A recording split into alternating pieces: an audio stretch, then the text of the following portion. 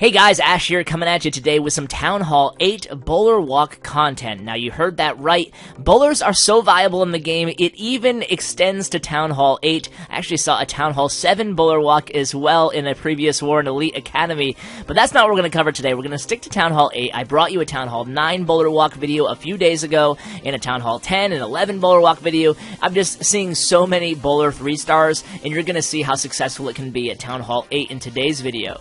So against this maxed out anti-3-star base is definitely a decent base here, and like I said, maxed out except for the walls, of course. And you're going to see Red Snow's going to start his attack from around 5 o'clock, slowly but patiently let those bowlers make their way towards 12 o'clock, then you go ahead and drop that one golem and the wizards. Now obviously you can't carry a max golem, that is the downside to this attack, because you need those bowlers in the clan castle.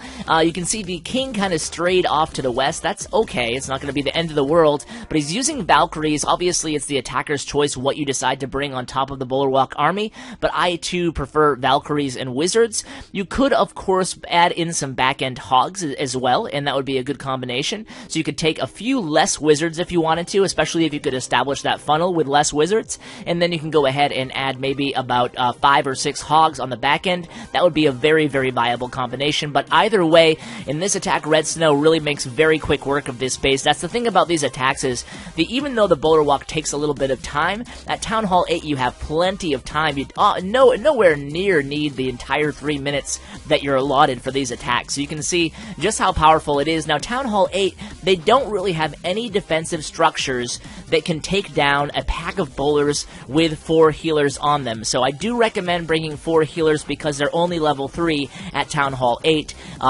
With Town Hall 9 and above, you can actually get away with only 3 healers on Bowler Walks. The bowlers are much tougher to bring down than an Archer Queen is. Even if one gets locked on to an Expo at Town Hall 8, for example, you can still actually allow the pack to survive quite a distance, oftentimes outside the range of the Expo. But focusing back on Town Hall 8, you can see how viable this is. Now I do recommend bringing 2 rage spells, and use 1 rage spell on the Bowler Walk portion of the attack, and then another rage spell towards the center of the base on your Valkyries and Wizards. Now if you do opt to bring those back-end hogs, I actually would go with 2 heal spells and 1 rage spell. Use 1 rage spell on the Bowler Walk portion, and then use 2 heal spells on your Valkyries and hogs, 1 for each. That would be a very great combo as well. You can see the bowlers are into the core of the base here, a little bit different on this attack by Red Snow, and you can see they're going to kind of take their time, but none of them are being damaged or harmed. The heals are able to keep up with the point defense and that wizard tower on them, the Tesla and the wizard tower,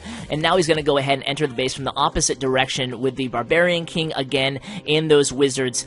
Uses a rage spell pretty early to help take care of that clan castle. Need to make sure that dragon goes down, obviously, because a dragon stuck on Valkyries could ruin the entire attack. So the bowlers are going to, again, stay alive the entire raid. They're going to clear out pretty much the entire eastern half of this base just using the Bowler Walk there. So they do a great job at staying alive, and although they don't make a ton of DPS or a ton of quick work of those defenses and those high hit point structures, they will, after a period of time, while the Valkyries and Wizards are doing their work on the other side of the base, they will eventually merge up and stay alive the entire raid. They actually do a heck of a lot of damage. These bowlers alone did almost 50% damage when you add up what they did in the beginning of the walk portion of the raid throughout the entire duration of the raid. So very, very nice strategy here, and it's a heck of a lot of fun. The best thing about bowlers at Town Hall 8, in my opinion, is it gives you your first opportunity to actually do a walk, with healers. I mean, I don't see a lot of P.E.K.K.A. walks at Town Hall 8. I know that was kind of a little trend there for a while.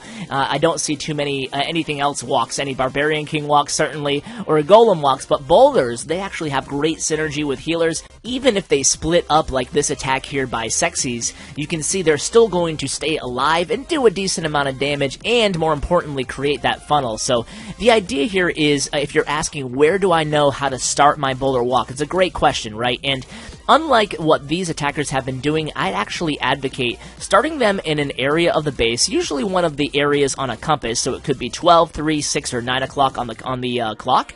And what I would do is start them close to the corner when they're far away from defensive units, and then what you can do is you can take the time and see what direction they head. And then I would pivot 90 degrees from the direction that they head, and that's where I would start my main kill squad of Barbarian King, Golem, Valkyries, whatever I'm using as my main attack, DPS, and tankage. So that would be my suggestion on where to